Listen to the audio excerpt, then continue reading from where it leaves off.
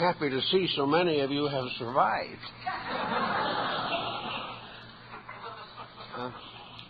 We have an interesting subject this morning that comes down to the daily living of the things we believe.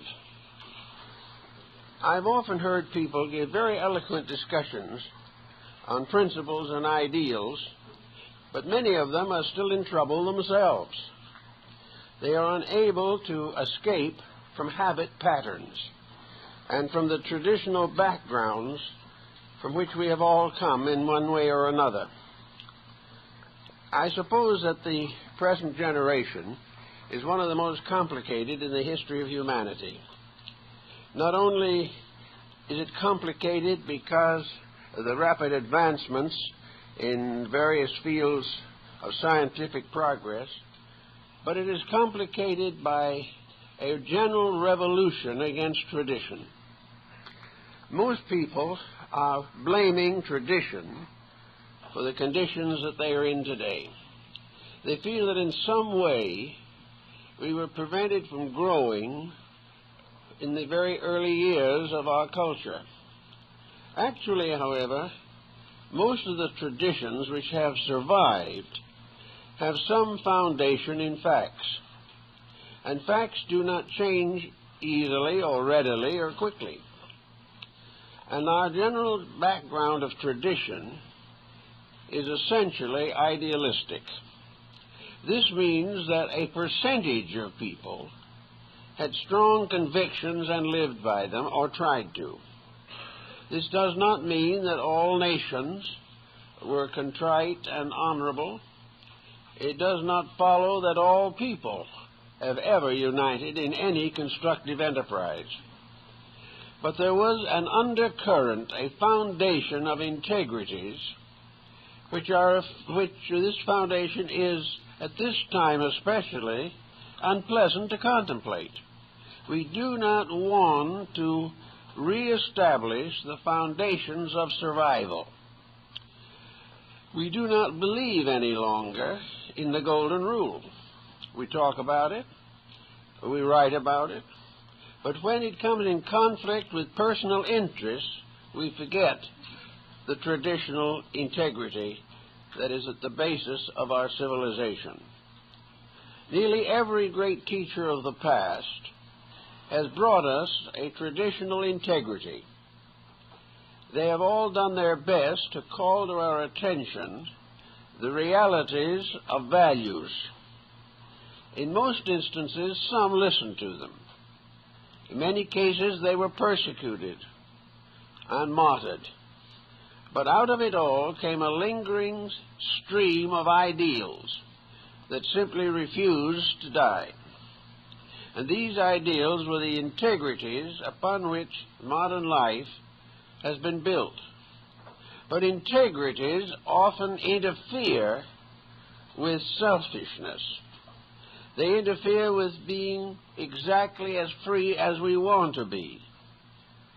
We were willing to fight and struggle desperately to get physical freedom, and most persons have achieved a considerable degree of it. But this personal freedom has not been brought under the censorship of integrities. We feel that we can do anything we want to, but we do not curb, integrate, or educate the desire structure within ourselves. So today, we are confronted by a complicated situation that is disturbing and frightening millions of human beings. According to some late statistics which we have received, the world this year has increased its population by 82 million. Looking forward into the future at a situation of this kind is very disturbing, because every year where populations increase, sacrifices must be made in order to maintain this increased population. Each individual has to work a little harder, gain a little less, give a little more, and be more patient than he ever was before. he is also going to find continual encroachments upon all the materialistic values that he has become accustomed to. The greater the population, the more each individual must give up personal ambitions. If he does not, the entire structure will fall apart.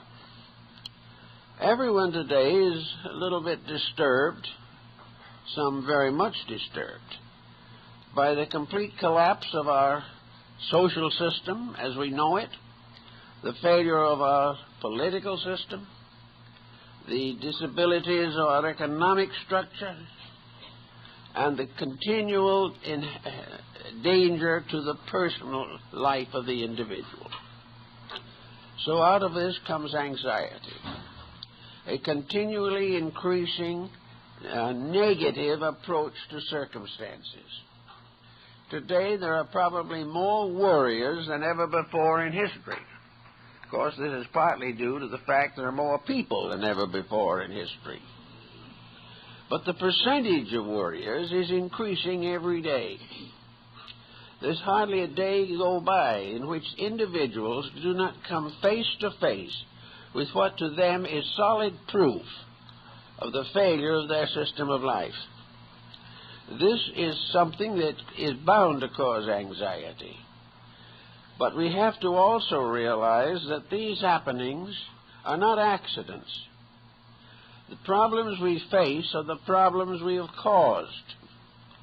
And the fact that they were caused by our ancestors and that we may leave them to our descendants, these do not alter the basic fact that man is the cause of his own trouble. Trying to work with this situation tells us very simply that the only cure for the problems that man causes is that man stop causing them. He must in some way change his own approach to existence. Of course, the first thing that comes to mind with this idea is that we must elect someone to do this for us. We must appoint someone to think for us and to have the authority to help other people to see the light and at the same time leave our private interests alone. These must not be disturbed. So we have today a tremendous desire for some heroic personality.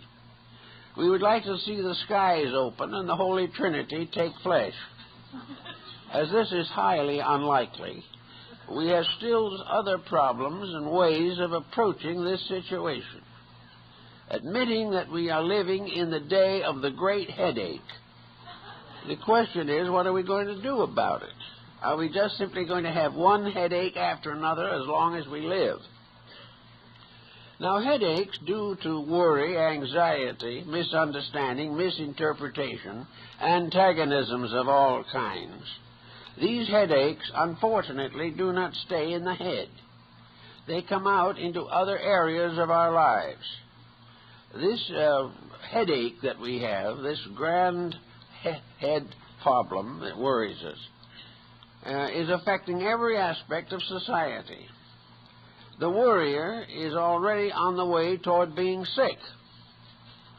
Now, if worry was what was intended, it would be unlikely that it would cause illness and be destructive to the human being. We must therefore assume that worry is not the answer.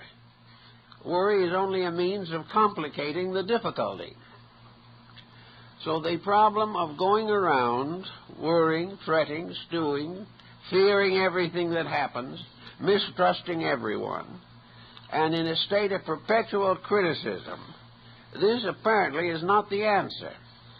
The proof of that is that it is solving nothing and making us sick. Therefore, we should begin to think in terms of how to act so that we will not be sick.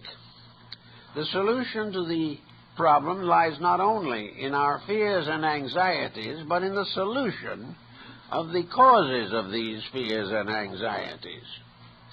It is useless to assume that the rest of humanity will agree with us on any subject. In fact, it is hardly worthwhile trying to convert other people. For just as surely as we are trying to convert them, they are determined to convert us. So it just goes on and on and on. The only way we can stop worrying, stop fearing, stop hating, is to put a discipline upon ourselves. We cannot prevent the world from worrying, but we can become detached from the worrying set. We can become self-sufficient to our own needs. This does not mean selfishness. It does not mean that we are not mindful of the problems of other people. It does not mean that we will not do everything possible to assist others in the solution of their problems. But it means that before we help other people, we must find an answer that will work for ourselves. There is really no use in simply sharing the worries. There is no use in trying to find new worries in everything that happens in life. Now, man has been given a faculty that is probably unique in the world of nature. He has memory, a magnificent equipment that enables him to build his own solutions by remembrances of his own life. History is collective memory. Biography is individual memory. An autobiography is the individual remembering the life he himself is living. Now, from the most fundamental and basic experiences of his life, he has been given the equipment to estimate values, weigh all things, and cling to that which is good. In order to do these things, he must shift his point of security. Everyone wants security. Insecurity is the great measure of our time. It is the problem that we are all concerned with. How can we find security? Well, it's obvious that the various patterns we are now following, these are not bringing security. The individual today is trying to find his securities where it is not, where these securities have no factual existence. One of the most basic problems here is the emphasis upon wealth. Most people are still convinced that if they have enough money, they are safe. Of course, it much depends on what they do with the money. If they take it to Las Vegas, they're not safe. Also, there are many investments which are very tempting and will lead to loss. But essentially, the individual feels that if his income and his economic status is secure, he has nothing to worry about. Facts are against this conclusion. For I've known a great many wealthy persons, and probably most of you have also known many who are more than comfortably fixed, who are worrying worse than anyone else. They're worrying because their wealth has been destroying their children, breaking down their homes, and making themselves sick. So physical securities are not the answer. Physical security is good if it's available. But as a goal, as an answer to the eternal problem, it is a failure. In the first place, there is no way in which everyone can be rich. And as long as there are various levels of finance, there will be conflict. So money is not the answer to our problem of security. The next possibility seems to be intelligence. Can we, by some means or other, think our way out of this dilemma? Can the mind solve it? Well, the mind has been producing solutions since the dawn of time. But these solutions are interesting, fascinating, very tempting, and can completely take over the life of a person. But these solutions are not solutions. All the mentality that we've had in the world up to the present time has been unable to cope with war, with crime, or with poverty. The mind tries to find answers, but every answer the mind finds and tries to apply comes face to face with obstacles that the mind cannot solve. The truth of the matter is that the mind is an interesting, fascinating bit of equipment, but it cannot correct the present existing circumstances. Now, the mind has given us a wide area of sciences and philosophies with which to cope with life. The mind has made possible science, but science is not solving anything.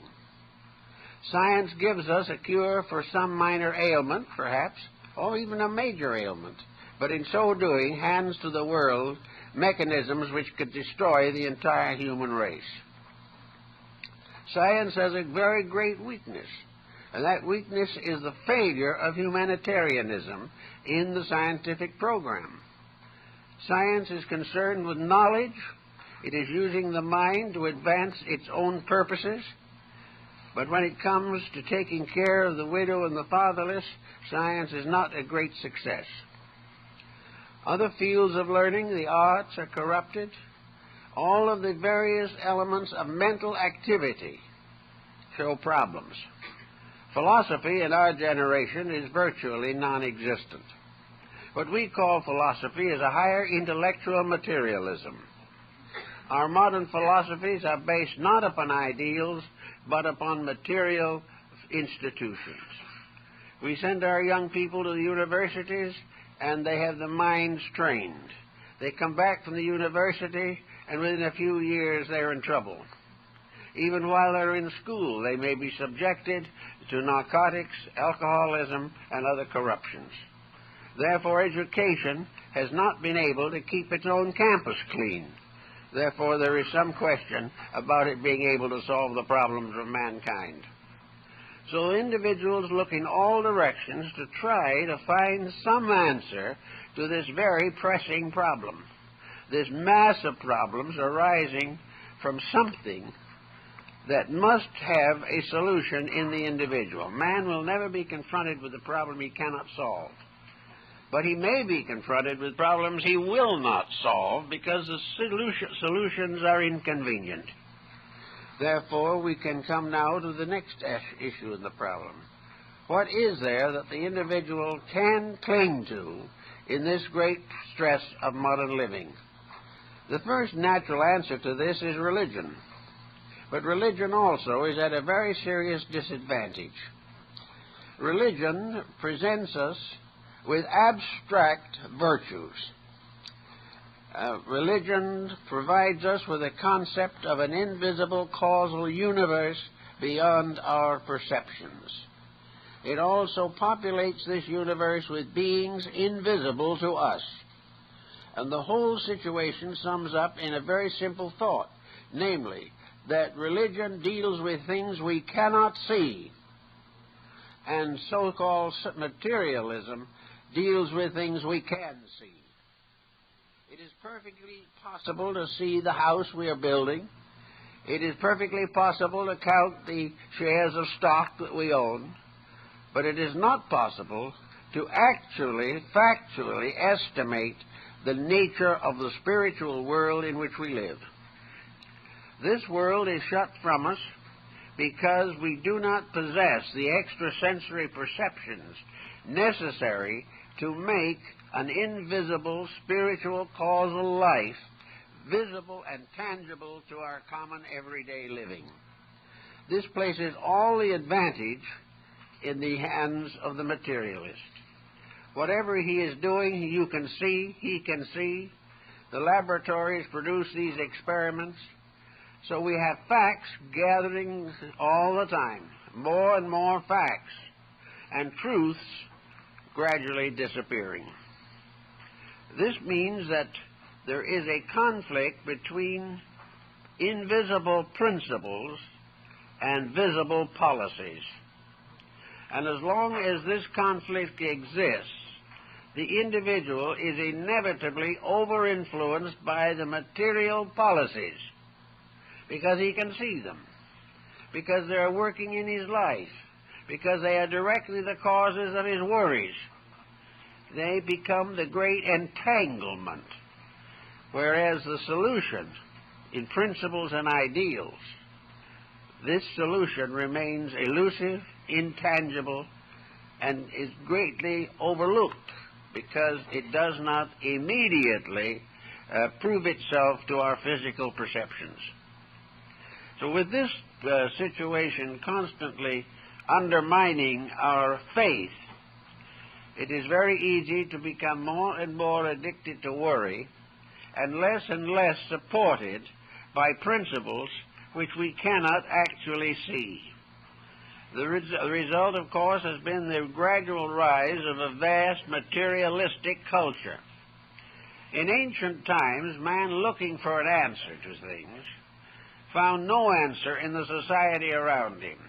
There was no safety in his own cave, nor was there safety in his relations with those in the caves around him. He was alone, he was struggling against unknown factors, and the material world was as yet an unsolved mystery. Therefore, because he knew very little about the physical universe, he still was able to cling to the spiritual integrities of his tribal beliefs. As he knew more and more about the material world, he became increasingly involved. It became a great mystery, a wonder.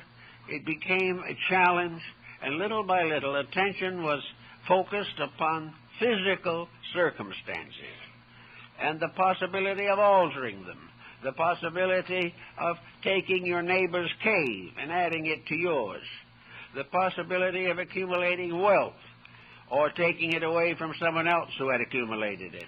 All these things came as man's knowledge of material things increased. And little by little, religion was, we will say, transformed from a simple hope, a simple statement of the reality of things above material existence. Little by little, religion was theologized. It was theologized in order that it might have a form or a shape, a dimension or a proportion that man could experience with his sensory perceptions. He could not understand the magnificent divine universal house, the magnificent universe, which was the symbol of the divine power. So in order to make this invisible principle in some way tangible, mortals began to build great cathedrals, temples, shrines, mosques. They began to create visible symbols of the invisible truths. And persons who could not grasp the invisible principles gained gradually a sense of respect, regard, and admiration for the symbols of these principles, the systems of faith that came into the world. The person who could not, even for a moment, experience the divine presence felt something when he entered the cathedral. He found himself in the midst of a great beauty, a tremendous elevation of concept and consciousness. He found himself surrounded by symbols of holy living and holy thinking. And gradually these symbols brought him to his knees.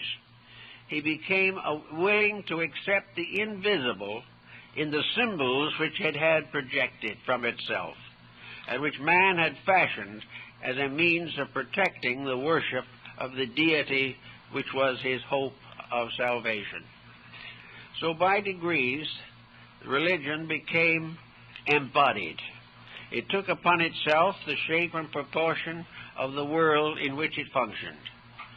There was one great philosopher of the past said, there is but one God, but he has been worshipped under 72 names.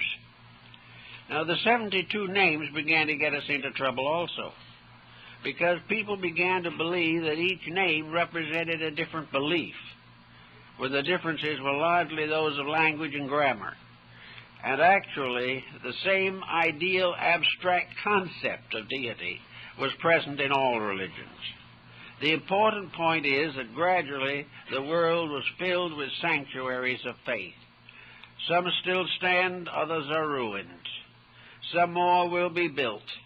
On and on, a certain type of human being will gain the strength of worship by beholding the houses of his deities, beholding the works of other pious people as these works are exemplified in the stained glass windows and the mighty arches and spans of cathedrals, churches, and temples. So we have the interesting phenomenon of man trying to make invisible things visible and achieving to a degree. But this degree soon got him into another difficulty. These various institutions which he created for the purpose of inwardly experiencing the sublimity of God gradually became involved in various theological complications. And these complications attempted to standardize men's beliefs, to force them to accept certain doctrines or policies regardless of their own internal attitudes or concepts.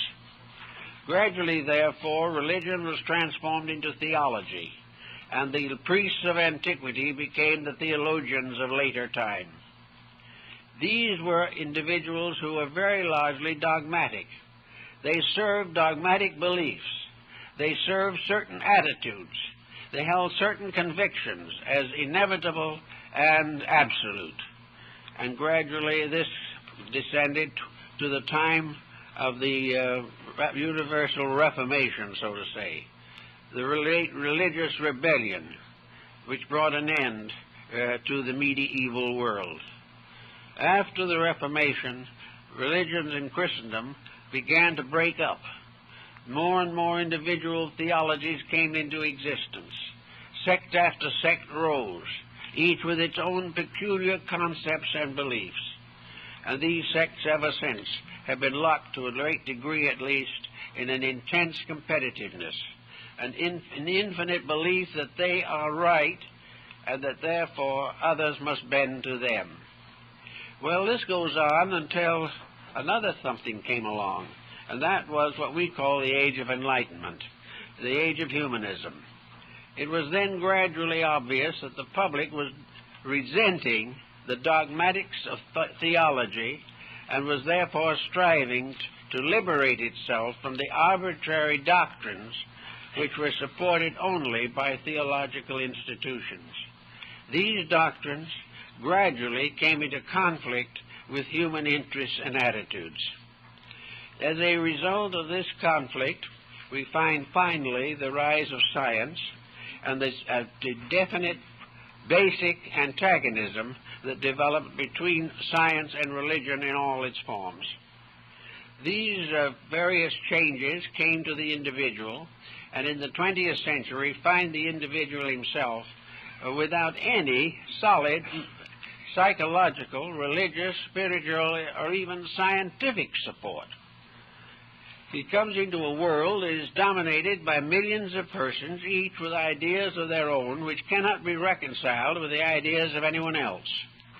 Therefore, instead of having a solid unity upon which to build something, each individual is under the pressure of a common dissimilarity.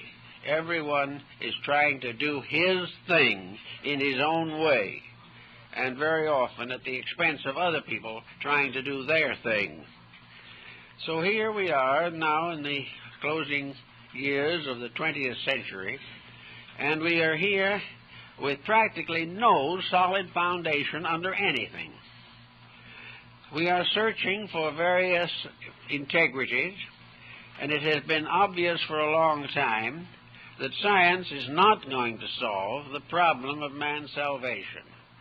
If it is able to extend the length of life, as it may hope to do, it is only going to give the individual more years in which to be miserable, because it is not giving him any good reason for the life he has. It is not making his life here useful, happy, pleasant, and constructive. It goes on helping him to physically survive, but it does nothing to make his survival important or to make his survival useful to anyone. The idea that he is going to be remembered by his descendants is a vanity in itself, just as certainly as we do not, at this time at least, have any particular regard for our own ancestors. It is all a problem of floating on the surface of an unsolved mystery. And in this condition, many persons just simply give up. They thus see no longer any reason for anything. Yet within themselves they have the faculties necessary to discover the reasons for almost everything. But because of the traditional attitudes, because of the limitations of our educational system, and the corruptions of our economic and political structures, the individual has no moral support to try and improve himself. He feels that the only thing he can gain by going against the system is to end up unemployed. He does not find any solution to the needs of his own inner life. There are things he would like to do, but when he is actually given an opportunity to live according to the convictions he claims to have, these convictions soon fall apart. He says he would live better under better circumstances, but up to now, there have never been any circumstances sufficiently good to make the individual live well. He thinks he's going to. He thinks if his worries are taken from him, he'll be happy.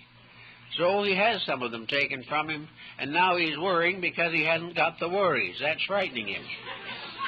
He thinks he must be failing in some way if he doesn't realize the seriousness of the situation. All these problems sort of gang up on people. They are not really prepared to handle them. They've had no background of training. The education they have is virtually useful only to make a living, not to make a life. Actually, we need a complete shake-up of the entire system. But when we think of shake-up, we think of anarchy. We think of some despotism taking over, destroying our freedom, and forcing us into a state of discipline of some kind. Then we realize that this is also motivated by materialistic ambitions. We are not in a position to solve most of these situations. Now, one thing we have to learn to do, and that is to accept the complication as it is. We must stop dramatizing and emotionalizing it. We must simply say, this is it. This is the way it is. And in all probabilities, in most ways, it's going to stay this way for a while. And it's going to probably stay this way as long as we live.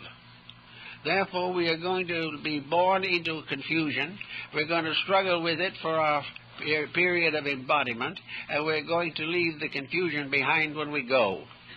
We are not going to change all these things instantly, no matter how hard we try. We have our troubles in common, but our solutions must be individual.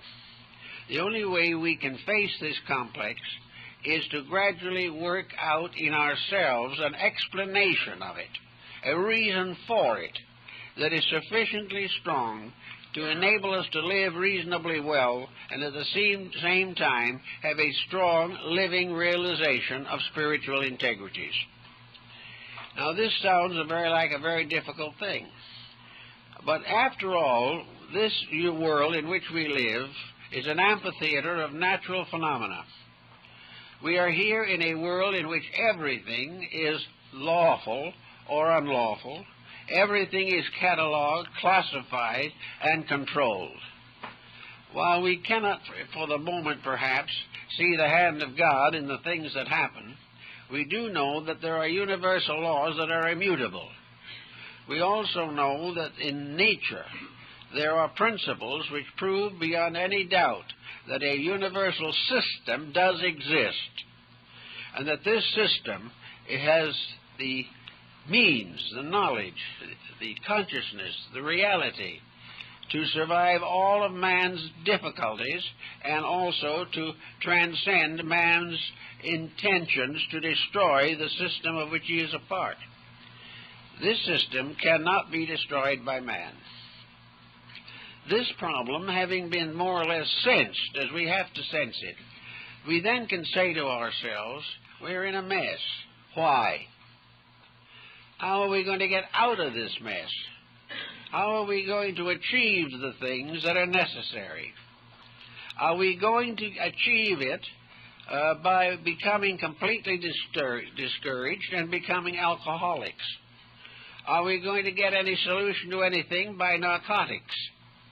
Are we going to make our world better for ourselves and other people by simply walking out into the wilderness somewhere and leaving everything else behind? Can we fulfill our destiny by taking holy orders and vanishing into a religious retreat? Can we actually accomplish anything by walking up and down the street with a banner condemning other people? We have all these attitudes, but none of them actually does anything to solve the problems of our lives. Today we have more groups that are in activistic relationship with others, that are constantly parading, that are constantly objecting, and yet out of it all comes nothing but a great headache. Why? Because this is not the answer. It is not the way we were intended to do it. Until we get down to facts and realize what is necessary, there will be no answer. And when we get to the point where we appreciate the answer, we realize that all the misery we've had was well worthwhile. That it was the only way that nature could educate a wayward creation. That it's the only way that nature can bring back the prodigal children that it fashioned into realization of its wisdom and its love, is to allow these children to get into problems they cannot endure any longer, and to discover for once and for all that they cannot solve problems that are greater than themselves. If this begins to sort of trickle into our consciousness, then we begin to have the foundation, not a final solution, but a foundation that will enable us to live the days of our years in a comparative state of acceptance. Not an acceptance of the way things are now, but an acceptance of the necessity that mankind must pass through certain experiences to outgrow his own ignorance. The individual, therefore, can reach a point in which he can live from day to day, observing, reflecting, thinking, feeling, studying, doing everything he possibly can to understand the reason for the situations as they are now. And if he becomes more and more concerned in finding reasons, he will gradually rescue his mental and emotional complex from futility, from the belief that everything is wrong, that there's no solution to anything, and that he was born simply to suffer and die. He does not have to have these negative thoughts. What he has to do, instead of giving up in despair, is accepting the challenge of personal change. He must make certain adjustments in himself. He must gradually release his energies from despair and despondency and focus them upon the understanding of life, the understanding of the way things must be and the way they should be, and the way they will be, regardless of what man does. If we can get to understand, therefore, that we are being disciplined, that the individual is being encouraged to correct his own mistakes and stop making other similar mistakes, he will then perhaps have more energy for solution. There's a lot of work to be done in this world. There is a great need of united effort, but nearly always despondency, neurosis, pessimism, all of these negative attitudes impoverish the resources of the person himself. When he finally centers his mind upon futility, he will find it everywhere. He will become more and more futile in everything that he does. He will become discouraged. He will believe firmly that this world is of no value, and if he gets despondent enough, he may even contemplate suicide. But with all this contemplation and all this negation, nothing has been accomplished except the disintegration of a personal existence. Taking this point as a basis, then, of something to do that is a different point of activity, the individual should begin to try to observe the working of universal law in the various occurrences of his life. He must begin to see reasons for things which he now regards as merely miseries. He must begin to realize that he lives in a world of lawful procedures and that he must abide by them. Now, on some levels, we're beginning to get a little wiser, but up as to now, it hasn't been considered a general improvement. One of the fields in which we seem to be getting a little smarter, at least, is nutrition. We have discovered finally what we should have known always, but which we didn't need to know until we broke the rules, namely that nutrition is a very important factor in life, that it cannot be ignored, that the individual who wishes to have better health must concentrate his attention upon learning how to have better health. He must study the problems of nutrition in himself.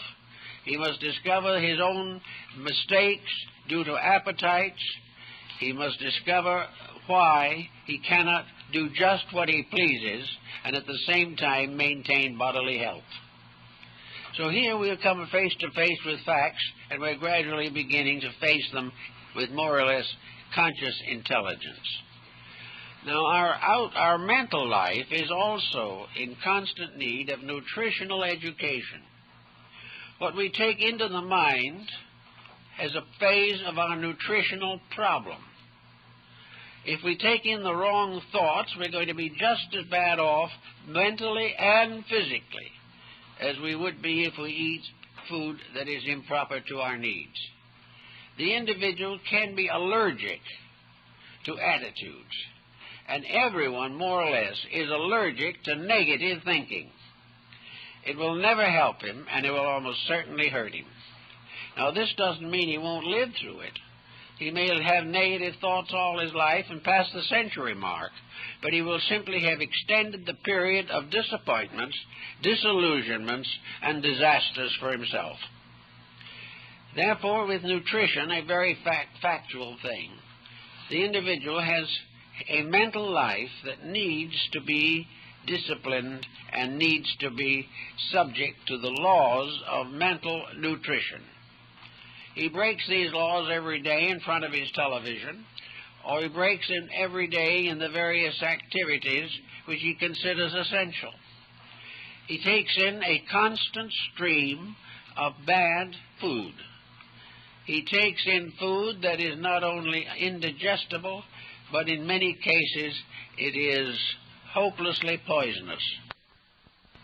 He does the same thing mentally and physically. If he takes in contaminated mental food, he is going to be sick. And most of the mental conditions of our society lead to a problem of contaminated thinking. Now, the person doesn't have to take this on. He can live in the midst of it, but he does not have to become contaminated.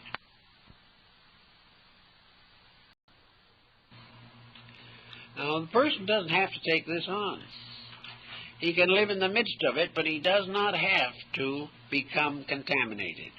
There's no law that says that it has been absolutely necessary, inevitable, or irrevocable that an individual has to become an alcoholic. There is no reason given by heaven or earth why an alcoholic has to drive a car under the influence of alcohol. These are things we do ourselves, and our worries are just as futile and useless as these other habits. We have no law that says we have to be frightened.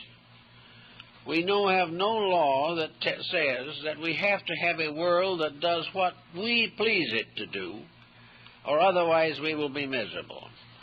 There is no law that says we have to be happily married or have pleasant relatives or obedient children. These factors do not exist as inevitable necessities. Therefore, we cannot resent or reject the opposite when it comes along. But every one of these relationships has lessons. Everything has something to learn. We are not only indebted to our families for a great deal of valuable knowledge, but our children are indebted to us for inevitable truths. All these things are common necessities of life. We can reject them. We can allow prejudice and criticism and condemnation to destroy all of the integrities of relationships, but this is not because it is necessary. It is because we have chosen to do it that way. We have had our personal conceits rebuked in some way, and we can never forgive the person who did it. Our relatives do not do what we expect them to, therefore we won't speak to them again. It all lies in our own situation. None of the problems that face us in our personal lives can remain completely unchanged if we determine to change them. There are responsibilities which we may not be able to dispose of, but we can transmute them into opportunities. We can do anything we want with the problems of the day if we will place inside of ourselves a measuring rod, a ruler, by means of which we can measure the things that happen in daily life. One of the situations that we all have to face today is unemployment and all of the relations to it. We have to sometimes give up many luxuries that we have come to consider to be indispensable. Many persons are unable to give up anything without falling apart. And yet these same persons, when they pass on, must give up everything and do nothing more than accept the fact. Everything in life can be understood, reevaluated, and accommodated to, if we really wish to make the effort. Therefore, if we are good worriers, as most people are these days, we should take some of these worries and see what we can do about them, to see how we can change our own thinking or our own relation to them, and recognize that a problem is a challenge, not a disaster. Now, we cannot always solve a problem, but the moment we come against a problem we can't solve, this is highly educational in itself. The fact that we can't solve some common human problem may just be a proof of that we are not infallible, which is a discouraging discovery to make, because we wish to assume that whatever is necessary, we know it. Whatever we should be doing, we do it. And to suddenly wake up and find that we are not getting anywhere with our own infallibility can be one of the most important lessons that we will ever learn in this world. It suddenly gives us the opportunity to recognize that what we consider to be the proof of our wisdom is merely perhaps only the pressure of our own egos determining what we're going to do. So we can begin to find out, for instance, that our advice isn't always good. If our advice isn't good, why? Is it because we have had no opportunity to learn? Is it that our own lives have been so instituted that we are giving advice based entirely upon personal experience? What is the reason why our advice is worthless? Our advice is usually worthless because we have not actually learned any of the lessons of life that would make our advice significant. The individual who has suffered much and come through it can give advice. The individual who has suffered little and is sorry for himself all his life has very little to contribute to human problems. So it's a matter of gradually gaining an integration within yourself. And this integration begins with one basic conviction, that the universe is right. The things that happen because they must happen. And they must happen because the law of cause and effect is immutable. And yet this law never was and never will be a tyrant. The law is not something that is punishing you unjustly or taking away from you things you deserve. The law of cause and effect is reminding you whatever that you want in life that is worthwhile, you have to deserve. You have to earn happiness. You have to earn security. not in the terms of a business venture, but in terms of internal acceptance of value. We all come into this world with nothing. We even have a body that for a long time isn't much help to us.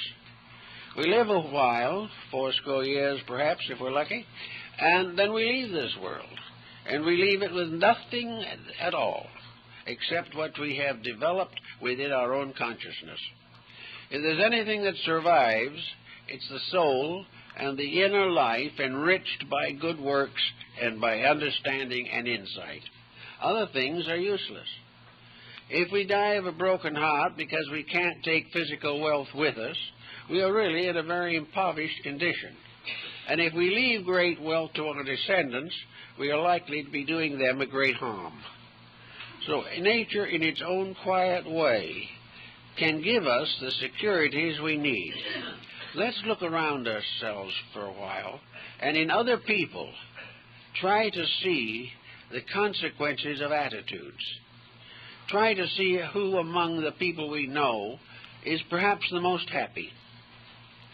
If we know one individual or 2 or 3 individuals who, out of a good lifetime of years and experience, are still strong in faith, who still are able to rise above the emergencies of living, when later years face the future with peace and calm of spirit.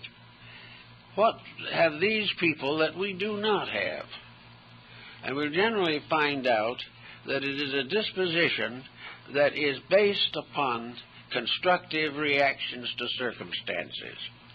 These people are not the ones who never suffered, but these are the persons to whom suffering was a maturing power, not a rotting one. We will also find that most of the people who are happy in this world are satisfied with little, cherish the things that they do enjoy with great quietude, with patience, with understanding, with gratitude. These people are grateful for small mercies. We are ungrateful with great blessings. Therefore, our lives are not as theirs are as the years go on. We can find in this world a great many persons whose conditions are no better than our own, but whose attitudes are remarkably better. And this gives us the realization that ours can be bettered also. We are not born pessimists. We have to train ourselves to be a pessimist. We have to gradually eliminate from our lives everything that is good. And we almost always have to blame someone else for the tragedy, because very few people want to accept the fact that they are wrecking their own lives. So out of a little thoughtfulness comes the possibility of the person gaining a stability in this period of stress, which is a thing we are all much concerned with. And we will find ultimately that no change in our outward circumstances will produce this stability. We can move into a smaller house, it may help. We can move into a larger one, which will gratify certain ambitions and bring with it more responsibilities than we can carry. We can do all kinds of physical things, trying to find that peace that the world is seeking. But it will still be elusive, because everything that is physical is transitory, and the only thing that is not transitory in man is his own soul. And this is the thing which he must educate, he must release into manifestation, and he must serve with fullness of heart and mind. So if you finally decide to do something about it, begin the cultivation of constructive living and thinking. Let the mind be concerned with something that is not worldly. Now, many things have come along that people have found to be very helpful in the steadying of their emotional lives. Service to other people is a tremendously remedying factor. To forget our own needs, our own wishes, our own desires, to help persons less fortunate than ourselves, has one great virtue. It takes our minds off of ourselves, and it is the individual with his mind locked on himself who is in the deepest trouble. Then there are all kinds of constructive attitudes. The individual can begin educating his life. And in most persons, the education of his life will involve and must involve some religious insights. Now, religion is a very personal thing.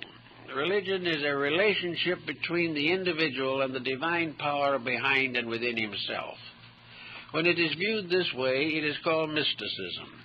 For mysticism is the belief in the immediate possibility of direct contact with the divine. It does not require intermediaries. It does not require that the individual follow the concepts or traditions of other persons.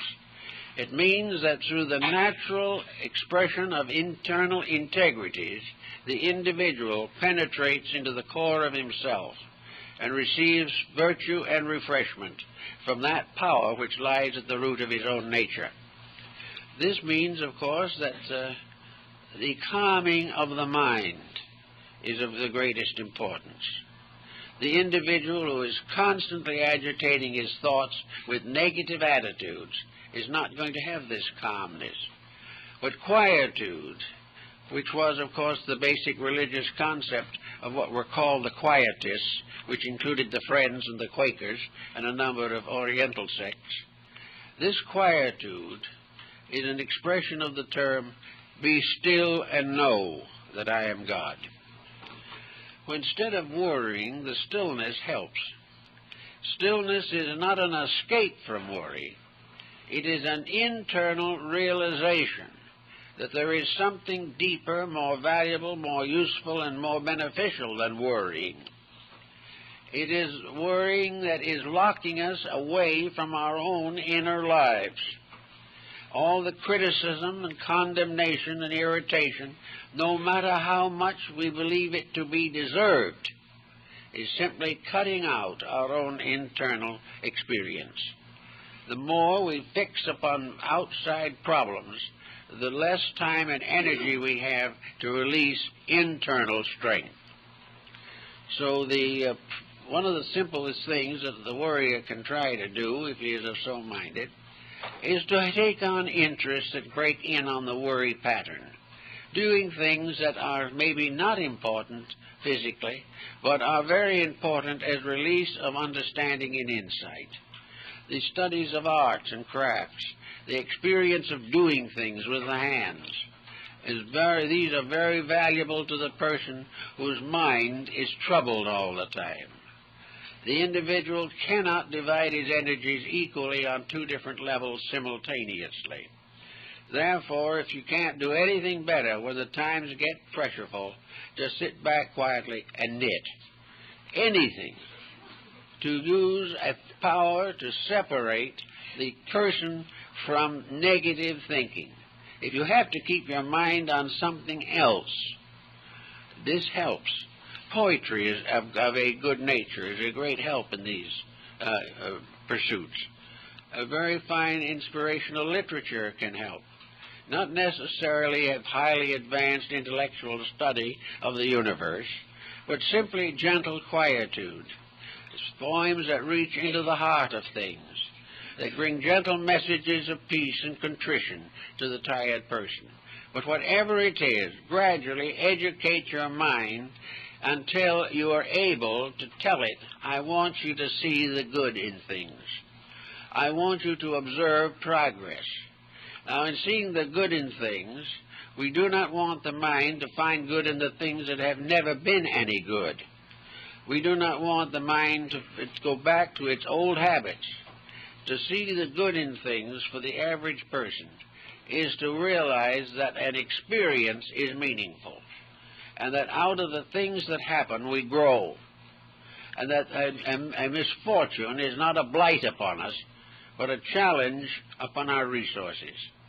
To accept the challenge of growth, we must avoid the tendency to try to escape growth by economic means or by travel or by change which has no direct bearing upon the facts.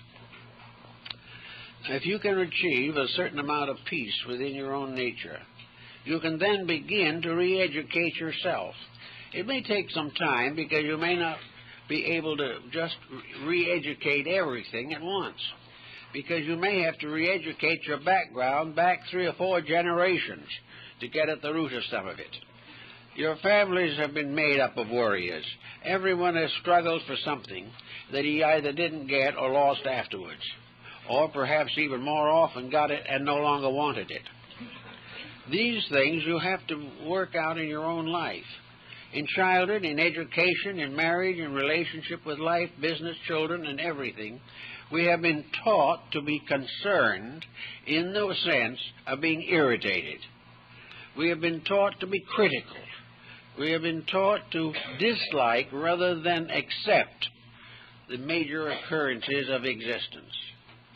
We consider change a disaster, when no change can be the worst disaster of all. So with these concepts basically working in us, we must try for the beginning of security, and that is a quiet, perspective relationship with life. When something happens that for the last 50 years has caused us to be angry, the best thing to do is to take a deep breath, relax, and keep quiet. Instead of answering back and starting an argument that might go far enough to break a home, just say nothing. Very quietly let the thing die without adding anything to it. Try never to put salt into an open wound. Never try to argue faster or better than somebody else. That is how wars are made. Of people out-arguing each other, nations out-arguing each other, each one certain that its ideas are the best and that the other one is wrong. So under doubt, be still.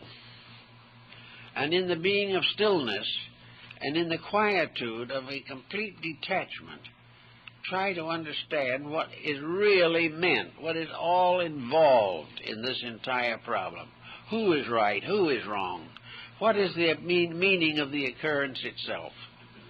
Little by little, if you do it this way, things become symbols of value instead of symbols of loss. By degrees, the individual can gain great insights from the quiet acceptance of life. He can also observe the consequences that come to people who are not self-controlled. He can see how the argument leads to another tragedy. He can see how people walk out on each other over trivia, and why children leave home and get into difficulties and perhaps ruin their lives. Now, each person in his own way thinks it's somebody else's fault, that these are ungrateful children, that these are children who do not appreciate values and securities. But the person then says, what securities did I give them? Did I give them 3 meals a day, send them to school, and start them off? Did I give them any moral or philosophical insight? Did I simply scold them when they didn't do what I expected them to? Or if they had a fault of some kind, did I punish them? Was there anything in my relationship with these children to inspire them to search within themselves for greater values? Did I give them a spiritual foundation of integrities? Did I prove to them through my own conduct that my security was based upon integrity? If all of these, or most of these things were lacking, the mere fact that we supplied them with all the physical necessities of life still leaves us with a tremendous unmet responsibility. And this is true in almost every walk of life, that we bring people things, but we do not help them to establish foundations that will endure. Today we are looking, perhaps not for some time in the past, for better religious values. All around we are finding new groups of people, and old groups also, that are beginning to come back to faith. Now, in some of these countries where religion is in trouble, particular trouble, the faith itself is a tremendous factor. Even though politically these countries may not be allowed full religious freedoms, they cannot be taken away from the individual's internal life. There is no degree of persecution that can prevent the individual from his internal acceptance of realities. He may not be able to expound them to other people. If he tries to preach them, he may find himself in prison or in worse situation. But there is no reason in the world and no power on earth that can prevent the individual from living on a level of personal integrities. He can do whatever is the unpleasant task, but he can do it with an understanding of why, and that out of persecution, out of all of the difficulties that beset him, he is gaining the strength to stand above all of the problems that he has previously considered insurmountable. So we know that it does work. Another thing that is very important in this problem is to maintain some type of regular religious relationship with life. And most of the time we attribute this to church gathering. We think that the individual should join a church, should attend services, and perhaps send children to the Sunday school. But this is, again, a physical solution to a mystical problem. I think every churchgoer should give great thought to how he acts on the 6 days a week that he doesn't go to church. This is the problem. Is he able to gradually maintain a higher level of religious integrity in his daily happenings? Is he able to live every day of his life some principle that he has learned from his religion? Is he setting an example to other members of his family? Is he doing the things that prove the sincerity of his religious commitment? The commitment that simply is fulfilled by a donation or fulfilled by attendance in public worship is not enough. It is something else entirely. It is the individual's own internal acceptance of a divine principle. Now, unfortunately, most of our principal religions of today do not give adequate training on what constitutes the real objects of religion. Many religions simply tell us that we should fear God, others that we should love God. But both of these terms are extremely abstract. They're very hard to understand. What we all have to understand every day is that religion, all real religion of every denomination, is a way of conduct. And if the conduct is inconsistent with the creed, the situation is out of order. Therefore, religion in all matters is to have a constructive relationship with life. Religion is the power of the individual to see God or good in the occurrences of his daily existence.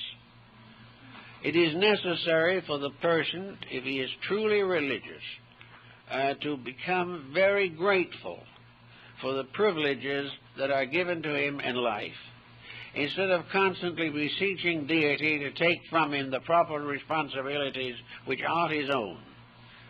Religion is better a veneration, acceptance, and service of that which is known to be superior. Therefore, gratitude for the divine privileges is more important than fussing over the human emergencies. We are here by a wonderful rule, a law that has gone on for millions of years. We are the product of life that has been unfolding for counted millennia. We are here because we are unfolding a divine spark within ourselves.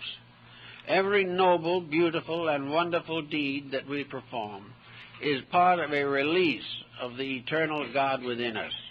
Every bit of complaint locks that God further into darkness. The individual who does not see God in what is happening to him will not find deity at all. And deity is a presence challenging. It is causing the individual to call upon his spiritual resources. If he believes in peace, religion calls upon him to keep the peace. If he believes in integrities, religion demands that he lives them every day. Now, of course, sometimes it appears to be martyrdom. But for the most part, we can still do a great deal more than we have done. And our first emotion in life should not be criticism of other people or criticism of circumstances, but gratitude for the privilege of learning, the privilege of being here to face problems and solve them, the problem and privilege to live above disasters and catastrophes, and finally to recognize the divine power and the infinite love that rules all things. Most critics have just forgotten that deity is love. They have forgotten that the things they don't like are practical evidence of divine love. If the divine spirit was not all loving as well as all wise, it would permit individuals to make mistakes on and on through the ages until they completely eliminated themselves. It would enable all that is evil to triumph forever, or that the selfishness and littleness of the human being would become the standard of all relationships. This is not true. Actually, that which loveth most is that which chastiseth, that which finds ways to correct mistakes before they become impossible.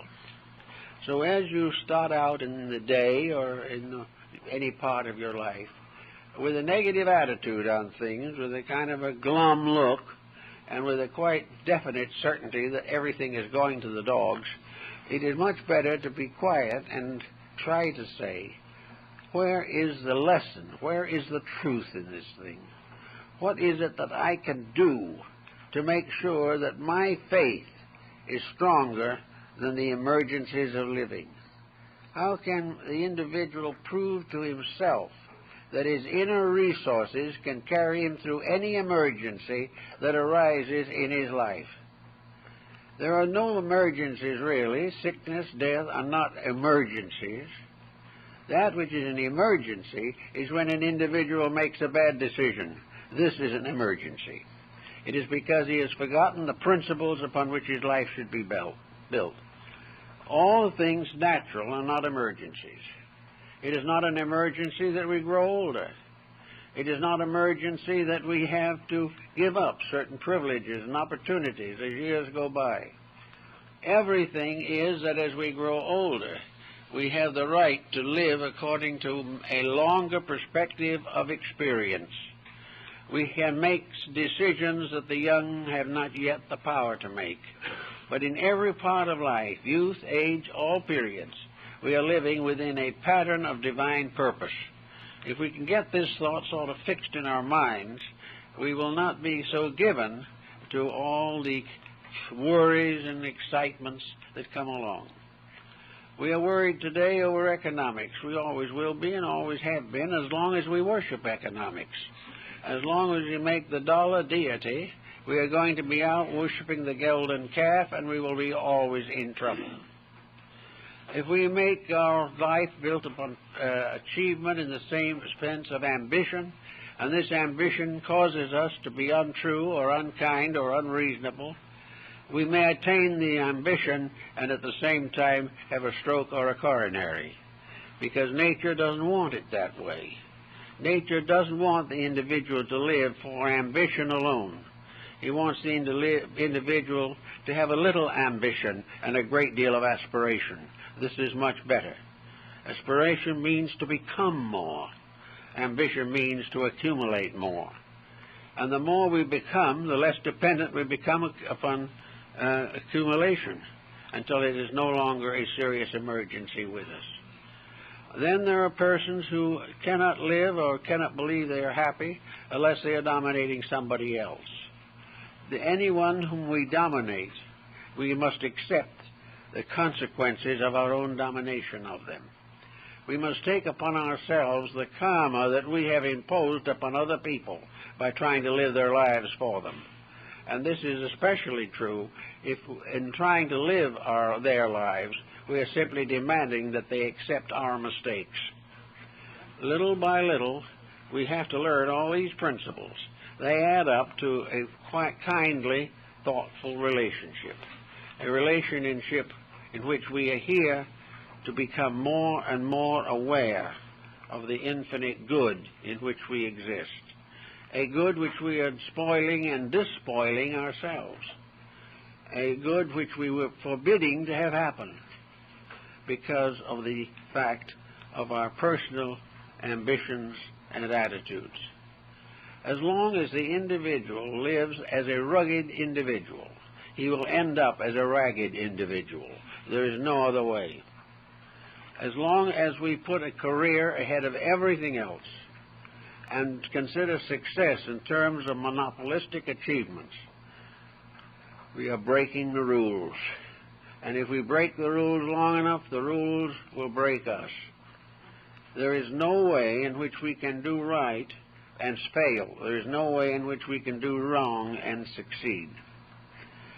In this emergency of the 20th century, ultimately the thing that is going to happen, has to happen, is that the Tower of Babel that we ourselves have built is going to fall down. But this does not mean it will carry us to oblivion in one terrible experience. It simply means that the individual will be faced with restoring or reconstructing a world which he has destroyed or devastated by his own false attitudes. Suppose you have been an alcoholic for 20 years and suddenly decide to get over it. Now, it's going to take an awful lot of willpower to do it. It is also going to take considerable personal suffering, and it may be that you'll have to be hospitalized for some time to get rid of the pressure of this destructive habit. Now, a world, so to say, is an alcoholic, and that can be more literal than we might think, because alcoholism is a blight upon the whole surface of the earth. But also, alcoholism is a symbol of a way of life. It is a habit-forming symbol of man's selfishness. It is part of a grand pattern in which everything we have done, everything we have thought about, everything we have lived for, has been dominated by self-interest. It has been dominated not by the law of what we should do, but the law of what we want to do and will do regardless of consequences. The only part about it that's uncomfortable is the consequences. But they are there, and they always will be there, and no one will ever be able to get rid of them. So if we are in a bad habit, if our world for several thousand years has been doing it wrong, this will never for one moment change the fact that it is wrong. There's no possible way in which we can cultivate so many vices that any one or all of them can become virtues. The trouble stays the same. Nothing changes. No matter how much legislation we make, how many rules we make, or how many of our contemporaries make the same mistakes, the mistake is a mistake to infinity. It will never be changed. The only way to get over the mistake is to correct it. Now, with this type of thinking, we can sort of relax a little bit, I think. We can live from day to day trying to be what we were supposed to be. Kindly, well-intentioned, humanitarian persons, with as much mutual affection for each other as is possible for those who know very little about each other. But to kindliness and fraternity and cooperation, to a constant searching for something that is truly better, and realizing that the successful life is a life dedicated to service and not dedicated to accumulation. As we go along like that, we can smooth out a lot of this worry, fear, all this hatred, all this struggle, which means people come by the thousands to seek help from physicians, mentalists, psychiatrists, and all types of healers, simply because they cannot live with themselves. They have allowed their personal feelings to make them so sick that they are on the verge of a complete psychological disintegration. Now, there's nothing out of those people except their own minds. If they can change their attitudes and their thinking, they can be just as happy as they are now miserable. They can be much wiser also, because they will discover that the causes of misery are their own mistakes. They stop making the mistakes, they will be happy. Not happy maybe in the sense of riotous living, not happy in the sense of going out and expending fortunes on luxuries, but happy in a quiet, peaceful relationship with self. A happiness which is the happiness of the normal person, regardless of his economic estate. A happiness that comes from good work, from being busy, from doing our share of the world's labor, for doing honest measure for whatever we are remunerated, and doing everything as nearly as we can, as we would like to believe that God wants it done. That we will try always to keep not only the laws of man, but the laws behind the laws, the eternal laws that never change. If we can do this, I think we can find a certain amount of strength over whatever is going to happen. What we are not aware of, we can't plan for exactly. But if everything we know today is swept away, we lose really nothing. Because actually, one moment of the heart stop and we've lost it all anyway. Therefore, nothing of a material nature is permanent. Whether we lose it now or on the deathbed makes very little essential difference. The thing that makes the real difference is whether while we are living we can use things without abusing them, that we can have or not have, and regardless of our material estate, keep faith with principles upon which the world's survival depends. It's always, therefore, not much use to get all worked up over things. Rather, it is better to prove that we are good Christian people, that we are good religious people, that we are devout in our insights and dedications, by living a quiet life and shedding and spreading around us only confidence. That whatever person we meet, we will not build up their negative thinking, but will encourage them as far as we can to find the truth behind their own actions. We may not succeed, but at least we will not build up their troubles by adding more negative thinking to theirs. If they have to live only with their own negative thinking, it's bad enough. But if they have to live with a pile of it that we put on them, it's still worse. So the best thing to do is to try always to be peaceful and constructive and find the good in the thing as it is. Find the lesson it is teaching us. Find a way of superior existence which it is pointing to. And that it all accomplished by the very simple fact that the more we serve the ego, the worse off we'll be. But the more we serve the soul that lies within, and which is in the God within us, the more we will come into the peace and happiness of realization and final infinite adjustment to the plan of which we are a part. We find all by peace, we find all by quietude, and we find nothing but trouble by fear. Well, I guess that's all, folks.